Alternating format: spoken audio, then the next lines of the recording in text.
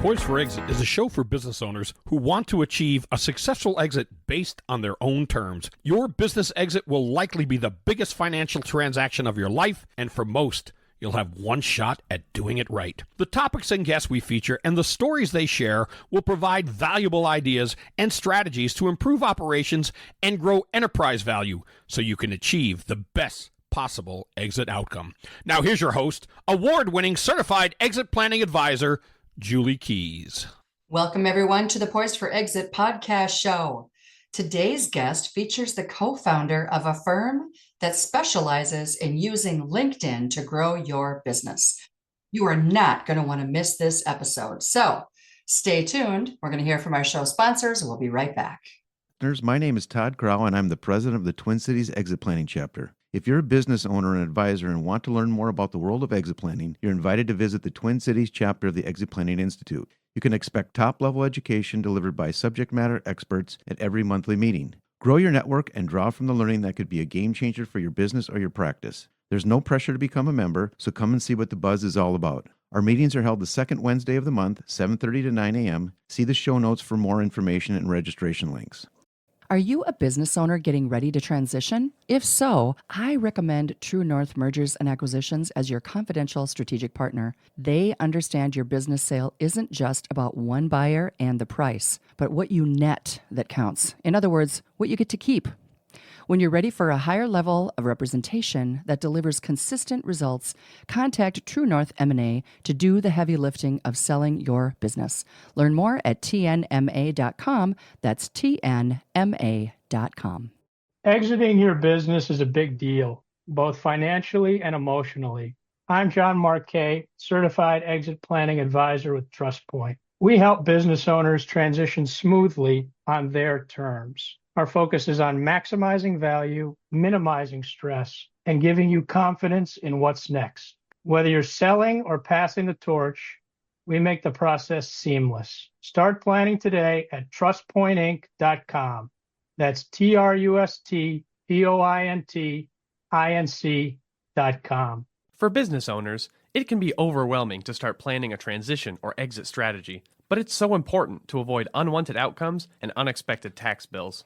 The CPAs at JAK, John A. Knutson & Company, can guide you and help make sense of the numbers. Our firm was established over 90 years ago, and we've assisted countless companies with ownership transitions. Leaving your business is a process that takes time. So contact us today to discuss your situation. Visit our website at jakcpa.com. That's jakcpa.com. Hello, Poised for Exit listeners. We are here today with Colin Herdman, who is the co-founder of Rainmaker. Colin, welcome to Poised for Exit. Thanks so much, Julie. I'm really excited to be here. I know, I'm excited to have you here. I think it's been a couple of years since you were on the show, right? It's been like a year and a half, something like that. And I have to say, you were the first podcast that I was on, and since then I've done dozens and dozens of them. So, I bet. Thank you so much for having me and that initial time, because I had a great time there, and again, super excited to be here with you again today. Awesome. Well, there's so much for us to talk about, and I am a big fan of LinkedIn and Sales Navigator, so I'm excited that we're going to talk about that, because honestly, I would have to say 90% of the people who listen to this show need to or already are using LinkedIn. So a wide audience and so much opportunity there, and I think that most of the time underutilized, right? Yeah. I noticed on the website's opening lines really catchy. So inviting the viewer on the website to turn LinkedIn into your most powerful sales tool. And that Rainmaker helps rainmakers like you grow their network, leads, and sales through LinkedIn. 100% done for you. Mm-hmm. That really, I'm like, all right, tell us all about that, man. Right. Yeah. Well, and one thing I want to, say right off the bat is everything that we're going to talk about today is strategies that you and your listeners can put in place immediately. You don't need me or Rainmaker to do anything that I'm going to talk about. And that's one of the things I love about the transparency of the model is you can go and do everything that I'm talking about manually if you want, and you will get the exact same results as you would get if you use Rainmaker. Really, Rainmaker is just helping you save time on all the things that we're going to talk about today. The other thing is we're not going to spend any time today talking about LinkedIn profiles, organic posts, likes, comments.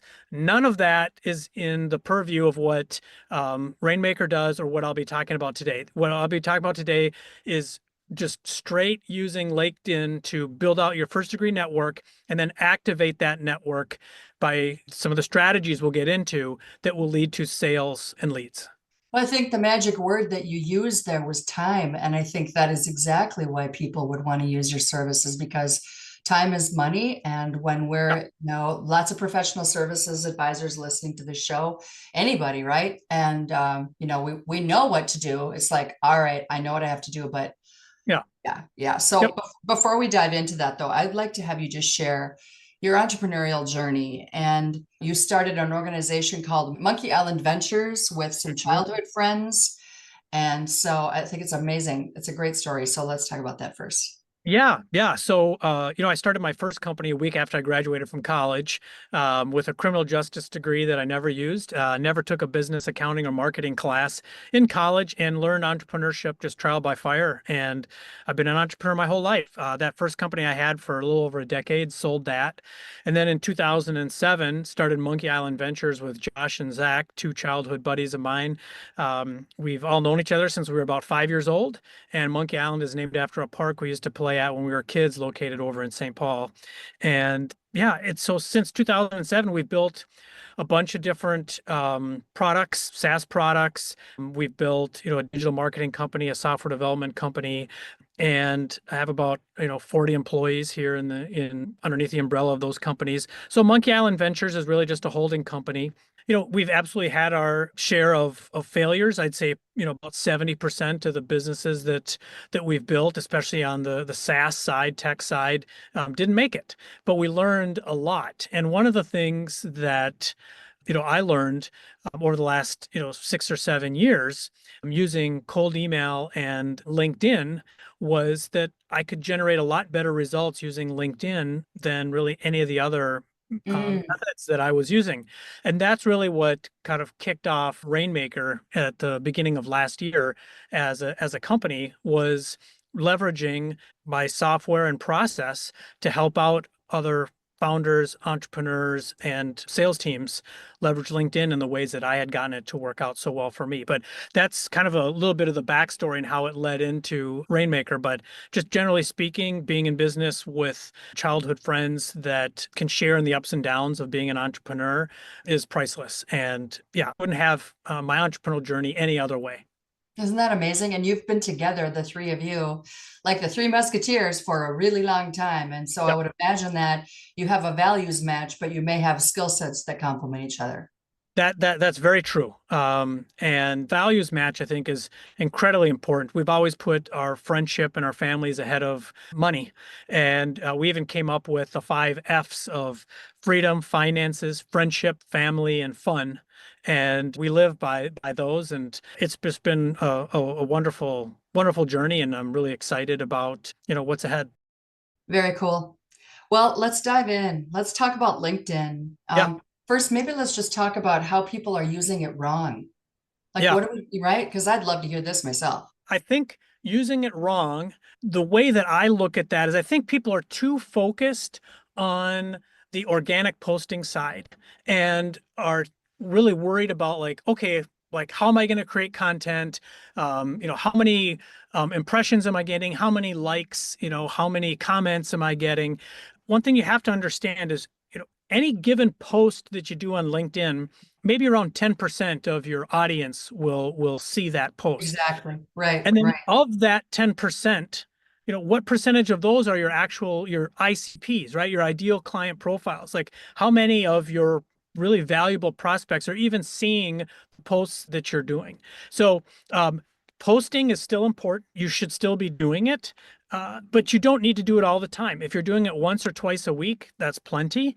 And some people also just enjoy the social side. But what I think people don't focus enough on is the value of a LinkedIn first degree connection and how you can turn those connections into relationships over time that turn into leads and sales. And that's the side of LinkedIn that people are not paying enough attention to.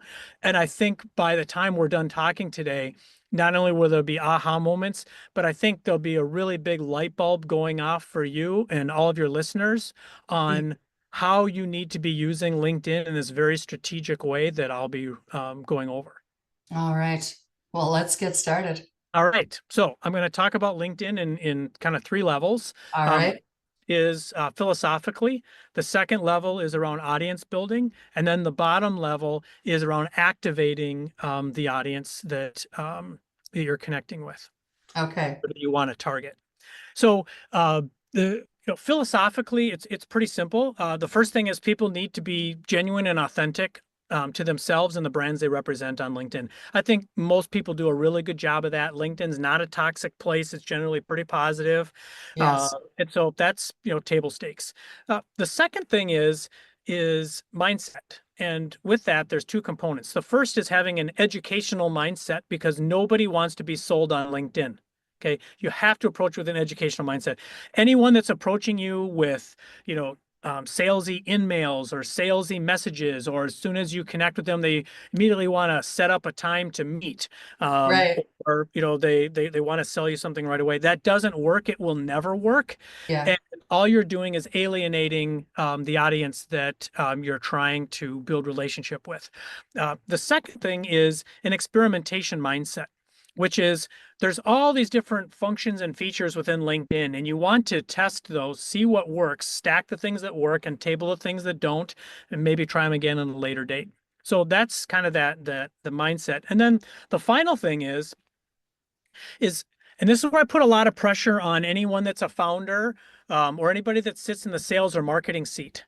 And it's this: you are responsible for understanding the pains and barriers your prospects are trying to overcome. Like, you have to figure out what that is. Yeah. Once you know that, then you can figure out, okay, what is it they want to be educated on? And most importantly, what is it that you can teach? What can they learn from you? And that is the most important thing that you have to figure out. And so philosophically, that's really how I approach LinkedIn: is you got to be authentic and genuine. You have to have an educational and an experimentation mindset. And then finally, you have to know what it is your audience wants to be educated on and what can you teach. Okay, so that's it in a nutshell of the philosophy. It's not complicated.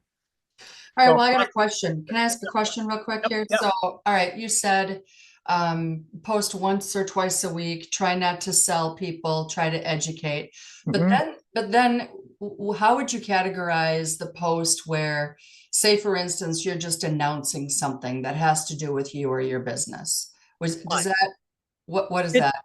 Yeah, News or? Yeah, it's fine. Like, as it pertains to posting, you know, some of it should be spent on, good educational information that you're putting out, things that'll, help support you and your business as being a thought leader. But sometimes put a spotlight on an employee, put a spotlight Yeah. on a customer, talk Right. about a volunteer activity that your company did. Like, there's nothing wrong with engaging in the social aspect. There's nothing wrong with calling out other people for something that they did that you were really appreciative of, right? So yes, that's all important, and it helps the kind of the human side, the emotional side of what can make LinkedIn a really great place to be.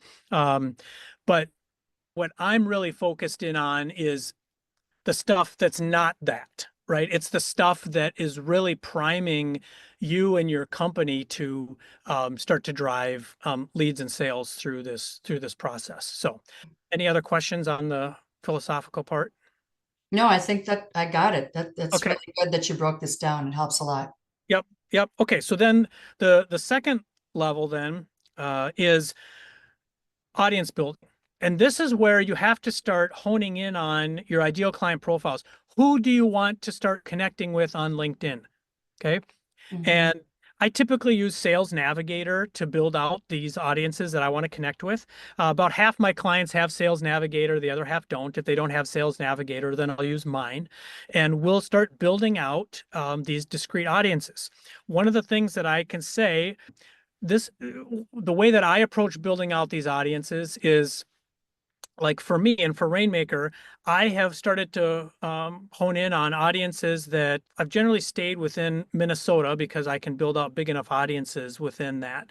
But I broke mine out to like, founders, fractionals, sales executives, business coaches, and EOS implementers. Okay, those are kind of like 5 verticals that I've built out. And so what I'm doing is I'm building out connections with that audience. Okay, but that's one way to start thinking about the ICPs, again, those ideal client profiles you want to start connecting with. Start thinking about who are they? What are their titles? What industries are they in? What size companies are they in? And so you can use all these different filters within Sales Navigator to do that. You can use regular LinkedIn search as well. The downside with regular LinkedIn search, you don't have the same filters that you have in Sales Navigator, and you can't save the searches. And you can also, the max for regular LinkedIn search is 1,000 results, and the max for Sales Navigator is 2,500 results. Okay, so but that's mainly how I'm building out audiences for myself and for clients, is using Sales Navigator. There's a couple of growth hacks that you can also do, as I was trying to identify people that are further down the purchase path that I could start targeting. One are LinkedIn events. So if you have a direct competitor that's putting on a LinkedIn event, or maybe there's an industry organization putting on a LinkedIn event that you're around a topic that your business solves for, if you go and attend that event, you can see everyone else that's also attending that event. And you could actually start to build out a prospect list from those types of events, right? Where these people are publicly raising their hand and saying, this is who I am, and I'm interested in learning more about this topic. Okay. So that's one way of starting to build out a prospect list of people that are further down the purchase path, are other LinkedIn events. Interesting. Yeah, the last thing I'll say kind of in this middle area around audience building is you can also identify someone as a proxy. So there's a woman on LinkedIn that has about 70,000 followers, and she talks a lot about LinkedIn profiles and when you should be posting content and all this stuff. And I connected with her, and she connected back with me. And because her connections are open on LinkedIn, I can actually use LinkedIn search or Sales Navigator and say, okay, I want to grab everybody that's a first connection to her, but is a second connection to me, that's a founder or a sales executive or a fractional, et cetera, and start connecting with those people, because they're most likely following her because they want to learn how to grow their business on LinkedIn. Therefore, they'd be a good candidate for Rainmaker, right? So I'm using her as a proxy to get exposure to an audience that's probably further down the purchase path. So those are kind of the main ways that building out audiences is Sales Navigator primarily, but then LinkedIn events and using a person as a proxy, or a couple others. So tell me, when you launched this business, was it because it's something you're passionate about when it comes to using LinkedIn and building a business that way? Or did it fall in your lap? Or did you see like a major gap in, a need out there? Yeah, it's kind of a combo. So, entrepreneurship is a passion for me, and the world needs more entrepreneurs. The world needs more builders. Being an entrepreneur, being a founder, it's innately creative, and you're bringing so much value to the world in both not only the products and services you deliver, but providing employment and building stronger communities and all these things that come with it. Yeah. So I'm really passionate about that. So just, as a side note, if anyone, regardless of whether you're an entrepreneur or not, listening to this podcast, wants to just pick my brain around, LinkedIn, I'm happy to do that with no expectation that they'll ever use Rainmaker. So that's there. The other thing is, I saw an opportunity where so many people I feel are focused on too much on the organic side of LinkedIn, the social side. And I think there's this whole other side that we're getting into now that is really, really, really powerful. And so I just enjoy bringing kind of this viewpoint and these strategies to podcasts like this and to clients if they work with me with Rainmaker.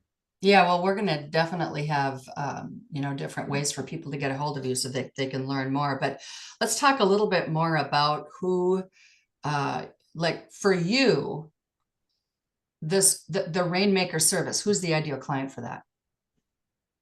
Yeah, so I said about, a third of my clients are fractional solopreneurs. About a third Okay. are founders, owners that have a company of like 10 to 50 employees. And then a Okay. third are sales teams in bigger companies. Mm. Regardless of who they are, I'm using Rainmaker in the exact same ways. And those very specific ways is what we'll talk about next. So that's that bottom layer, which is actually activating the audiences. So, but yes, yep. Okay, perfect. Perfect. All right. Well, let's talk about Activate. What does that look like? Okay, so now that you've identified the ideal client profiles, the ICPs that you want to start building relationship with, it's now activating that audience. The number one thing you have to do is start building out more first connections with those people.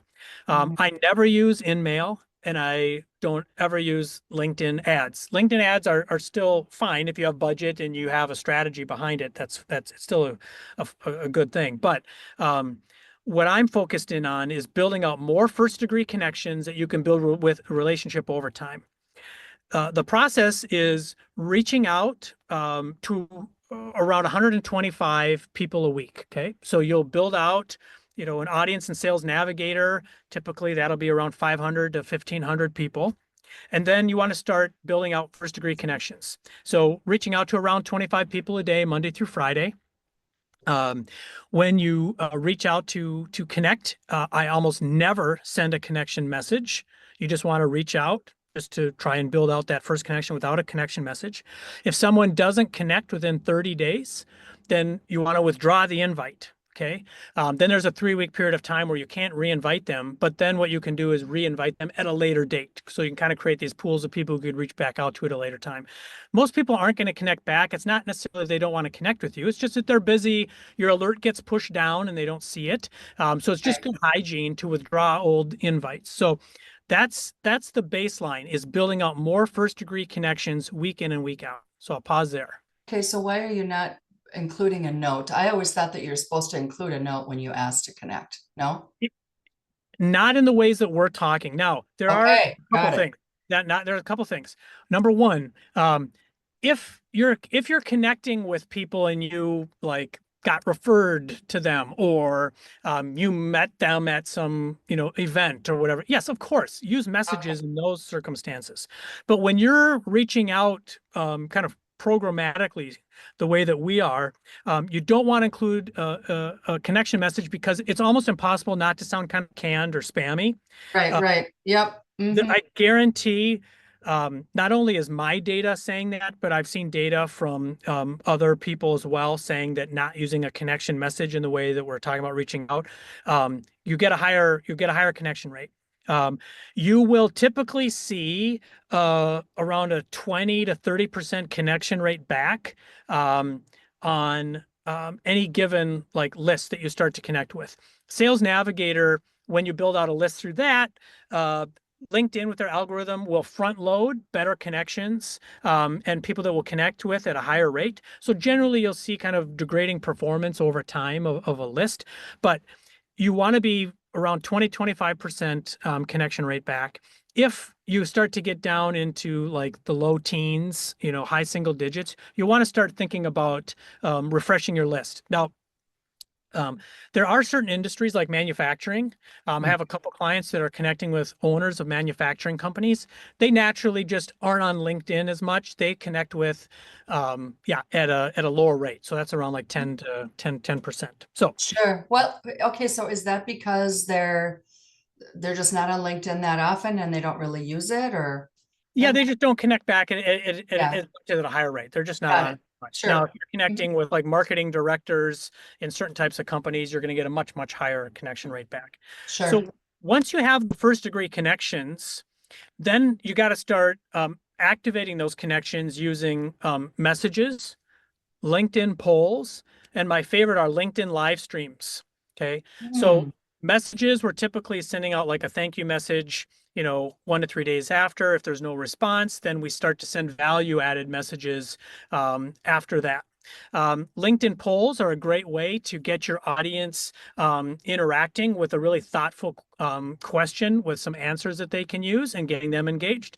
But my favorite are LinkedIn live streams. And I'm doing those about once a week.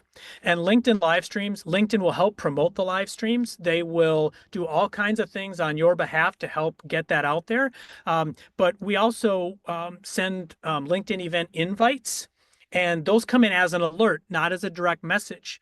So when you have a topic to a specific audience, you will use LinkedIn event invites, and you will actually start to see attendance by people getting invited to the events.